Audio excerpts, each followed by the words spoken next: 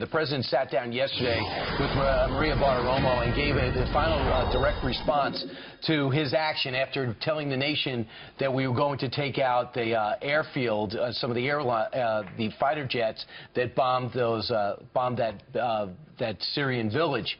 So the president spoke out yesterday and said, "Here's my plans in Syria." Listen.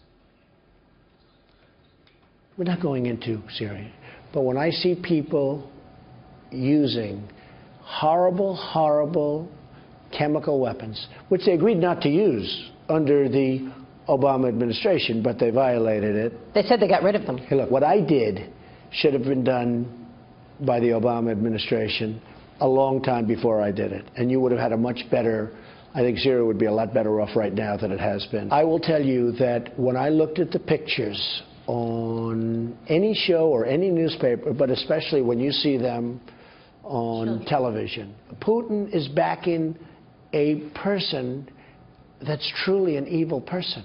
And I think it's very bad for Russia. I think it's very bad for mankind. It's very bad for this world. But when you drop gas or bombs or barrel bombs, they have these massive barrels with dynamite, and they drop them right in the middle of a group of people. And in all fairness, you see the same kids, no arms, no legs, no face. This is an animal. Oh, boy. Part of Maria Bartiromo's exclusive TV interview from Fox Business. Meanwhile, let's bring in four-star general and former vice chief of staff of the U.S. Army, General Jack Keane. Good morning, General. Yeah, good morning. So the president makes it very clear, we are not going into Syria. Explain that. Well, I think obviously we are going into Syria. We're going to defeat ISIS. But he's talking about he doesn't want to be embroiled in the Syrian civil war. He took action because of the humanitarian catastrophe that was taking place with the chemical attack, and you can see the emotion and the energy literally on his face in that discussion with Maria. But I think what has happened here, though, also is, you know, Secretary Kerry wanted to take military action a number of times. Obama always rejected it. He was so desperate for it, he actually asked General Petraeus and myself to give him some military options so he could be more persuasive. They were still rejected. This military attack that we did, as limited as it is, does give us some political leverage that we didn't have. So we are a player in the Syrian civil war as a result of it. That is an established fact. So Tillerson, in his discussions up in Moscow with his counterpart Lavrov, will have some leverage we wouldn't have had 2 weeks ago. And certainly he can talk to him about, one, let's get control of the chemical weapons once and for all. You were supposed to do it in 2013. You did not do it. Let's do it, and let's get some inspectors in to guarantee it. Two, let's see if we can stitch together a civil war and stop the killing. We've had one ceasefire after another, and it's all been a joke because you, Russia, have violated those ceasefires incredibly on every single case. And let's move in that direction. Tillerson is not, I mean, he's not going to be successful certainly at removing the Assad regime. And the reason for that is Putin is conducting a disinformation campaign, not accepting responsibility for it. If he wanted to, if he believed Assad was a liability, he probably would have said something like this: "This is a moral outrage. I condemn Assad for doing something like this, et cetera, et cetera." He didn't do it. Not even close. So Senator McCain and Senator Graham are urging President Trump to take more broad action. He says we cannot separate the fight between ISIL and the Assad regime. He wants to set up safe zones and wants greater military action right now. Take out the Syrian Air Force and establish safe havens. Are you for that? Do you see President Trump doing that?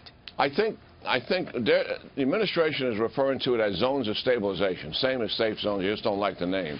And I do believe if we can't get a ceasefire, and that may not be possible, certainly, then we have to do something to have a place where the civilians can go to get safety and protection.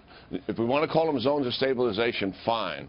And that is something that we need to negotiate and help establish. And it is something that's been an imperative for certainly a number of years. If we have any further problems, you know, with chemical attacks, or if these barrel bombs get completely out of hand, then certainly taking down those 5 other operational airfields does make some sense. Now, General, in order to establish these safe zones of stabilization, I think is what you call them, don't our soldiers have to go in there and protect that area? And if so, how are they going to do that if the president says we're not going into Syria?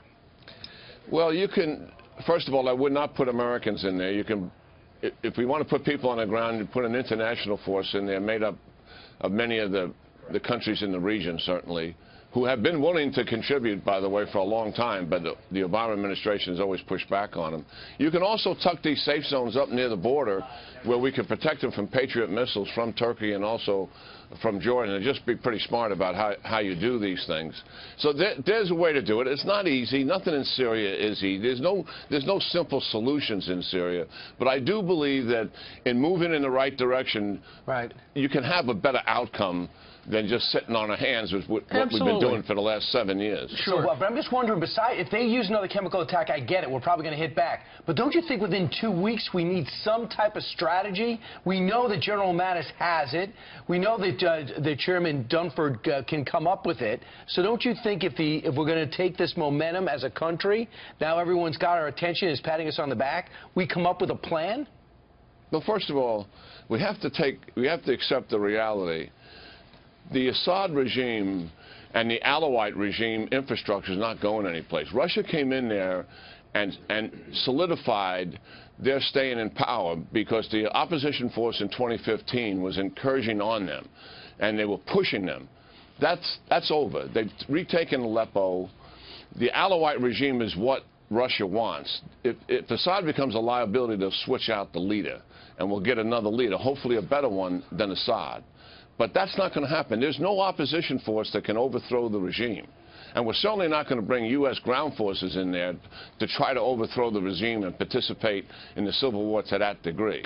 So the strategy is to try to work a political solution with the Russians. Now, that may be unacceptable. It's not, doesn't sound strong enough, but that's the hand that we have because Obama squandered all of the opportunities we had for years to change the momentum in favor of the opposition forces so that you could get a political solution.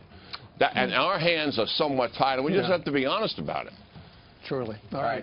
That's why that meeting with Rex Tillerson is so important over in Russia. Thank you for Thank you, sir. telling us about that. Good talking to you. Thanks, General.